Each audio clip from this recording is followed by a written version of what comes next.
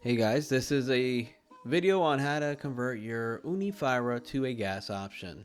Order this from Amazon. You get the hose, the regulator, it's 20 psi of pressure. You get the cast iron burner with the fittings. The only issue you run into is the burner has a little bolt that goes through and it was kind of long, so I had to go ahead and cut it off. So as you can see, it's been cut off pretty flush. I just used a hacksaw. It came out kind of about that far, maybe a half inch to an inch. I don't remember. I'll show you later on the piece that I cut off, and that's where it's located. So that has to stay in. I was just gonna take it out, but I realized that's connected to that after I cut it. So this here, I'm hoping will work, and we'll see how it goes. This is the Ooni Fyra. Once again, it's a wood burning pellet oven. It's been great. If you like the wood brick oven taste or the wood taste, it's really nice. It's a different experience and I really enjoy it. You just pull that tray out, and normally in that tray, that's where you put your pellets, and then you ignite the pellets. It works amazingly. But sometimes it takes some time. Florida rains every single day, it seems like, in the summer, so I can't really enjoy it. So I decided to change this to gas so I could do it in my lanai. As you can see, you get the metal plate right there, and that's affecting the way the burner is being inserted because of that little nut that's at the bottom of the burner. So my goal is to try to create a little dip in that metal by drilling a hole through it. And then I would just insert it from the front side. So you just take that off, and I'm going to show you that that burner fits without having to remove anything out of the way. All you do is just slide it in there, and boom, now we're stuck. So at this point, I just gotta figure it out. So once again, I'm gonna go ahead and try to drill a hole through it.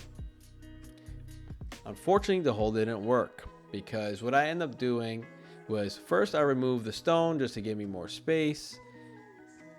And be careful so you don't break anything or you break your little stone that's there. And as you can see, now it doesn't look like a hole. I have almost like a V notched out. I had to do that because I pre-drilled the holes great. When I did the bigger drill bit, it collapsed that metal because it's kind of thin. So I had to kind of work with it by cutting it and bending it a little bit. Ideally, I would go ahead and try to remove that. There are some connectors there, which are rivets, and you just remove the rivets, cut the rivets off, take that piece off, and if you take it out and cut it, that'd be better than doing what I did, because as you can see, the cut's not that great. It doesn't look that pretty, but it still works. I might take it off later or maybe not, but if you have a rivet gun, just go ahead and use a rivet, and just remove it and go ahead and rivet it back in when you're done. But I did use some metal snips to try to snip whatever I could, and then I did have to bend it a little bit because I still need a little bit of clearance when I went ahead and put the burner back in there. So as you can see from this angle, it's cut and it's slightly bent forward, just so I could get that clearance. Don't mind the mess in there. I do sweep it out when I'm ready to actually use the oven. It's just been sitting in my lanai, so it looks a little yucky, so don't mind that. So our next step is to go ahead and see if the burner fits. I'm going to go ahead and slide it in, and it does. See, it cleared. Okay, see, it was getting stuck. Now it just goes right over. So before you put the stone in, I would recommend pulling that all the way back, because at this point when I went ahead to try to put the stone in, it didn't really snap in because I was kind of blocking the stone from sinking into its place. So I pushed this stone in, it kind of got stuck there. As you can see, the thing fell over. But then when you go in there, you just pull it from the back, and you'll be able to easily insert your stone where it's supposed to go. So that's the deal with that. And it's a really easy process. Just go back there, you slide it back all the way, and then your stone can get pushed in. It'll be perfectly fine. See, I pulled it back, and now the stone sits flat, and then you go ahead and push that back forward. The next thing I wanted to do at this point was to make sure that the burner was going to be straight and tilting forward. So the back side would be tilting up and the front side would be tilting down, so I can get that fire directed towards the front. So you would just have to find something to prop it up. And what I end up doing was just, I had this bracket from one of my TV mounting stands, or I think it was for mounting my soundbar, and I use that temporarily, but I'm gonna figure something out that will work best. So now we could clear it with that little nut, and I'll show you the piece I cut off, which is that piece. I didn't measure it. As you can see, it stuck out way more than what we needed it to. So now it's cut off. That looks bad, but I'll tell you what, it works. So you guys do what you want to do on that part. Just be careful you don't cut yourself in the metal. I don't know if it's going to avoid any warranty, okay? So do this at your own risk. And if there's warranty on this stuff, which I don't know if there is, I haven't really checked into it. I've had this unit for over 2 years. Then if there's warranty, then I'll probably avoided it by doing that. So you see that's connected. There's some Teflon tape there. You got the connection at the bottom. You got your regulator. It's 20 psi, and you could adjust it. Just be careful with this, guys. Take extra precaution. Keep your face away from anything when you're going to start igniting. But at this point, I was trying to figure out the best route to go. I took off that little plug that went in there, and that plug was basically where you would feed your pellets through. I did decide to add it back after the fact, and I lit it from the back. You can light it from the front, but it does, kind of scares you a little bit, because I did try it.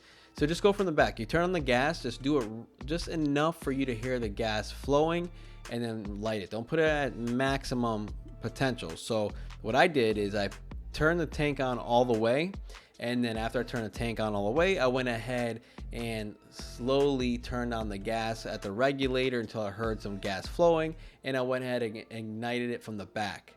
That's the safest route for me, because the first time I tried it, I went from the front, and I did have that video, but I'm trying to cut it a little shorter, so I cut that section out. So for sure, do it from the back. It's perfect. You get a long lighter like I had. You stick it in there, it's gonna ignite.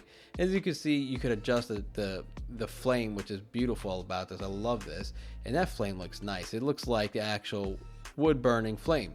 So you could go from a low flame to a high flame, and if you put at its max potential, your flames are going to be coming out of the front of this oven. So just adjust it accordingly and work with the temperature, which is the nice thing about having the gas option. You could adjust the heat so you're not burning your pizza. Maybe you're not as skilled at it, or maybe you are skilled. You just don't want to have to worry about the pizza burning immediately. So that's how it looks from the back. It's tilting up. It keeps moving over, just because that's not too practical, that stand. I just wanted something to hold it at that angle, but at the base of that little thing I'm using is kind of rounded, so it's not going to stay 100% level. So I'm just adjusting it a little bit. It does have a little section in the back where I could adjust how much airflow goes into the back. I think this thing was pretty cool. I think it was about $27, $28 on Amazon, and I'm very happy with it. And I'll show you how it works. It's going to heat up. It heats up pretty quickly as well. So the wood burning portion of this is awesome. It's just, once again, if it's a rainy day, you have to be outside to try to use wood, because your ceiling will be black in your lanai. This here, you don't get that. You don't have that issue. So you'll be able to easily go ahead and cook your pizzas and not worry about you smoking out your lanai or anything like that. So you can see the fire is going pretty good, And once again, if you feel like the fire is a little low and you want it a little higher, just adjust your regulator. You'll be good to go. But at this point, I didn't go too crazy with the fire. I wanted to make sure I could handle it. I did 3 pies on this oven with this fire. So by the last pie, I did crank the heat up a little bit more, and I did like the results with the higher heat, but just, practice. At this point, we're just going to go ahead and test it out. I'm going to go ahead and toss a pizza real quick. This is a 00 flour that I used on this specific pizza for the specific dough. And be careful, because you're going to splatter dough all over the floor if you do what I just did. So you just put the dough in the flour, and then you go ahead and try to move the dough away from the flour. You don't want too much flour on the dough, but what I just did is perfectly fine. And you go ahead and create your pizza. You know, just follow kind of the steps I'm doing. I'm not a master pizza chef or anything like that, but other than that, I think you guys can get a good idea on how to create the pizza. So always use a nice side up, and then the bottom of the pizza, keep it the bottom of the pizza. So when you take your pizza out of the container, just make sure that the side that was facing up stays on, facing up. And all I do here is, I start letting gravity do the work. So I'm just going around, just make sure your fingers are spaced enough to where you're not going to rip your dough and where you're not going to eliminate your crust there. So you just keep tossing it until you get to about the size you want. Like I said, it's about 12-inch pizza that I'm making. And you go ahead and, dust your hands off. And you put your sauce on there. The sauce, all it is I use some San Marzano tomatoes, a whole tomato, and whole peeled tomatoes, I would say. And I just crushed it by hand. I put some salt in there, olive oil. Some people like to put sugar in there if you want that slightly sweet taste. I don't like to do too much sugar just because with this type of pizza, you shouldn't be putting sugar in the sauce. That's my personal opinion. And you get the freshness of that sauce without putting the sugar. When you start putting sugar, it kind of takes away from the freshness. So it's really simple sauce. If you want to put pepper in there, you can put pepper as well. Basil for sure, you could do basil. This specific one, I didn't add the basil. I just added the basil at the end. So the mozzarella I'm using is whole or fresh mozzarella, and you can just get that at any store. Just cut it up. If it's really wet, once you cut it up, just put it in a bowl with a napkin at the bottom, kind of wrap the mozzarella with the napkin. Just try to absorb as much moisture from the mozzarella as possible, because then otherwise you'll have a really wet, soggy pizza. So just that kind of eliminates it. So try to dry out the mozzarella the best you could, and like I said, it works best even when you take it out of the package and dry it. Now we're gonna go ahead and put the pizza in the oven, and let's watch it grow. Ideally, I could have kept it a little longer before I turned it, but I don't want it to burn. So this is the first one I put in there, and it came out pretty good. Normally with the wood burning option, it's so hot that if you don't pay attention, you're gonna have a really dark or over crisp pizza on one side. So I'm just babysitting the pizza a little bit. Keep an eye on it. Put it in there for a few seconds. You take it out, you turn it, and just keep doing that until you get the pizza or you get the look that you want. I was very careful with the way this pizza looked because my wife does not like any charring on her crust, which Neapolitan pizza, normally you get those little bit of char here and there. My wife is kind of picky when it comes to that. She really does not like the flavor of that. So I was trying to make it where she wasn't going to complain. And I got to say, she didn't complain. She loved the way it tastes. So this is it, guys. You're going to see the end result. Hopefully you guys like this video. If you did like what you see, don't hesitate to leave a comment and subscribe. Thank you very much. See you on the next one.